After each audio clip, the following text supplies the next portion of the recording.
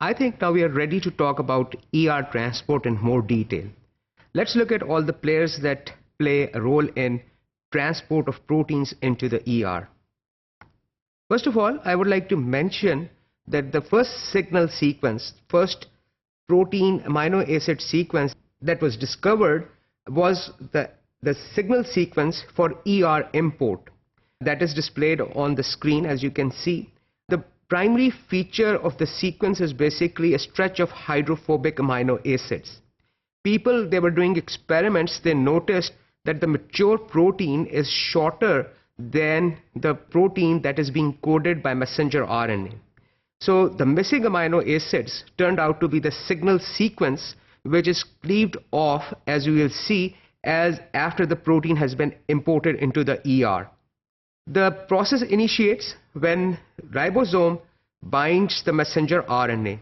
We know there are two units of ribosome, the large subunit and the smaller subunit. This is the large and this is the smaller subunit. When messenger RNA comes out of the nuclear pore, these ribosomal units bind messenger RNA at specific nucleotide sequences and they start making protein. As soon the protein comes out of the ribosomes, if it is carrying the signal sequence, it will be sequestered by additional protein. We will talk about that signal recognition particle, and it will pause the ribosome. No further protein synthesis will be allowed till the ribosome docks on the surface of endoplasmic reticulum. This signal sequence is basically recognized by the this signal sequence is recognized by signal recognition particle, abbreviated SRP. The ER signal sequence is basically guided to the ER, and it has two components.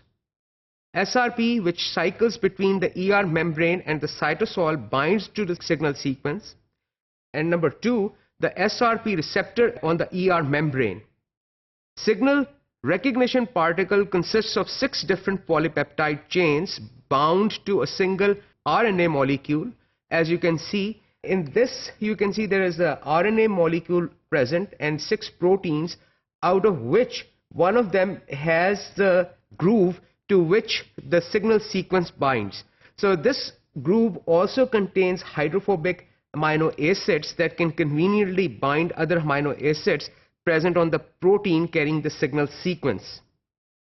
So once that has happened, that signal sequence is bound by the signal sequence binding pocket right here, the translation stops immediately and it doesn't resume until and unless ribosome has docked on the proper place on the surface of ER membrane.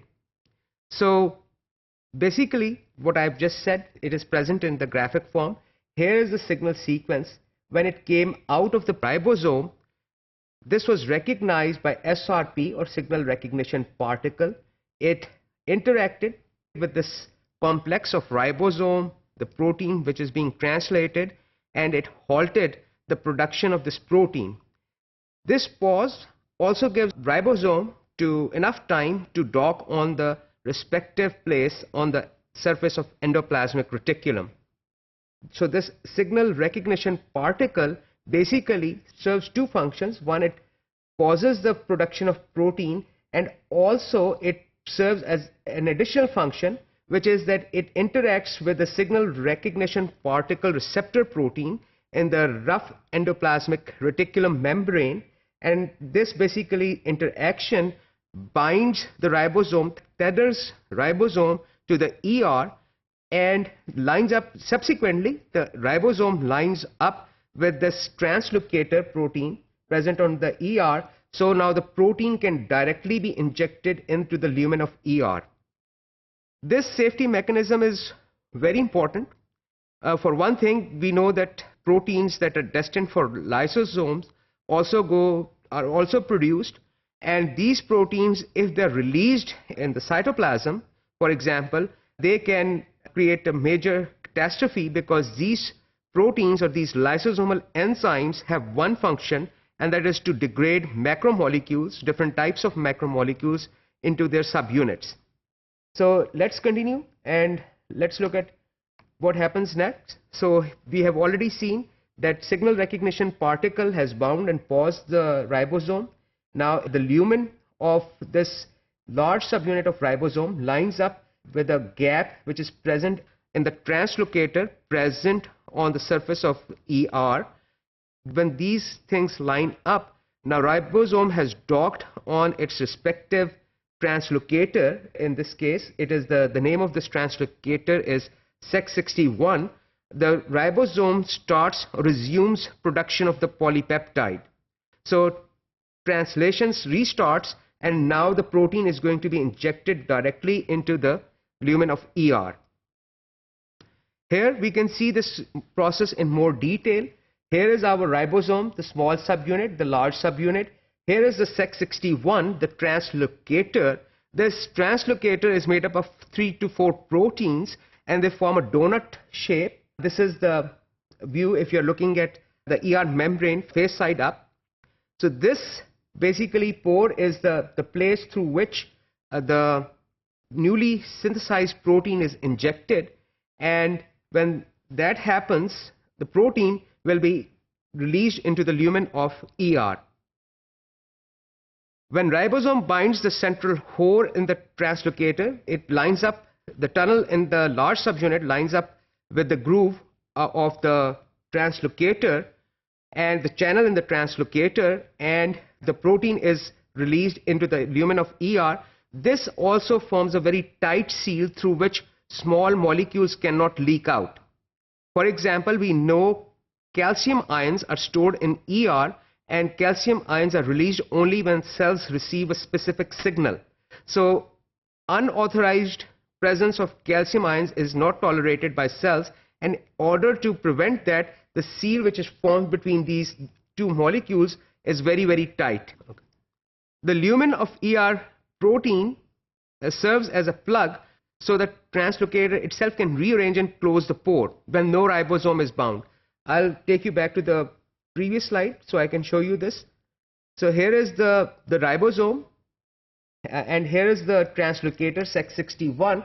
When ribosome is not bound to the structure, there is a plug that is plugging the hole which is in the channel of this translocator, and it is preventing leakage of any ions. But when the ribosome binds, it forms a very, very tight seal through which even ions cannot escape. Once the ribosome has done its job, the protein is released into the lumen of ER. The ribosomes, they dislodge from the ER, and now the plug will again perform its function, which is to block that pore which is present in the translocator. Okay, so the signal sequence in the growing polypeptide basically triggers the opening of that pore, and signal sequence binds to a specific site inside the pore, which is formed by the Sec61. So these are basically the events that lead to opening up of that translocator Sec61. So additionally, I would like to emphasize that ER signal sequence is recognized first by SRP, the signal recognition particle in the cytosol, and then also a binding site in the Sec61, the translocator, which causes the opening up of that translocator. The plug comes off, and now protein can be synthesized completely and released into the lumen of ER. So again, I would like to emphasize that signal sequence is recognized first by SRP, the signal recognition particle, and that same sequence, when it interacts with the Sec61, it results in opening up of this translocator so the protein can be injected into the lumen of the ER.